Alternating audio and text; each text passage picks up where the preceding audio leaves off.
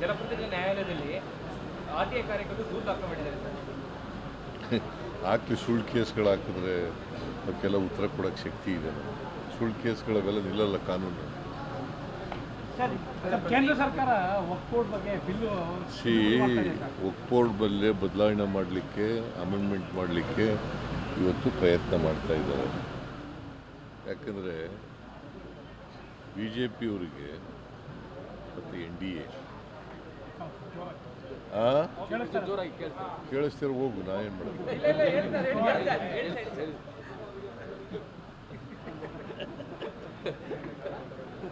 BJPಯವರಿಗೆ, NDA ಅವರಿಗೆ ಅಲ್ಪಸಂಖ್ಯಾತರ ಮೇಲೆ ಕೋಪ ಇದೆ.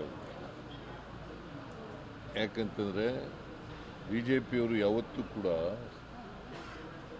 ಜಾತ್ಯತೀತದ ಪರವಾಗಿರ್ತಕ್ಕಂಥದ್ದು, ಸೆಕ್ಯುಲರಿಸಮ್ ಪರವಾಗಿಲ್ಲ, ಅವರು ಸಾಮಾಜಿಕ ನ್ಯಾಯದ ಪರ ಇಲ್ಲ. ಮೊದಲಿಂದಲೂ ಕೂಡ ಅವರು BJPಯವರು they are known as communal ಪಾರ್ಟಿಯವರು. ಸೊ ಹಾಗಾಗಿ ಅವರು ಜಾತ್ಯತೀತ ತತ್ವದಲ್ಲಿ ನಂಬಿಕೆ ಇಲ್ಲದೆ ಇರತಕ್ಕಂಥ ಜನ. ಈಗ ಕನ್ವರ್ಷನ್ ಬಗ್ಗೆ ಕಾನೂನು ತಂದವರು ಯಾರು?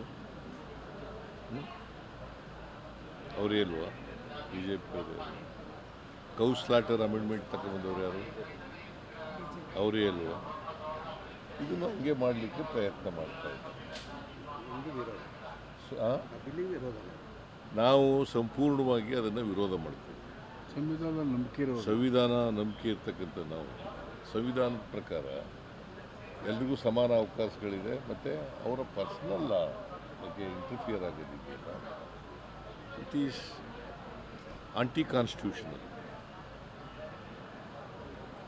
ಸೊ ನಾವು ಸಂಪೂರ್ಣ ಕಾಂಗ್ರೆಸ್ ಪಾರ್ಟಿ ಮತ್ತು ಇಂಡಿಯಾ ಪಾರ್ಟಿಗಳು ಅದಕ್ಕೆ ವಿರೋಧ ಮಾಡ್ತಾರೆ.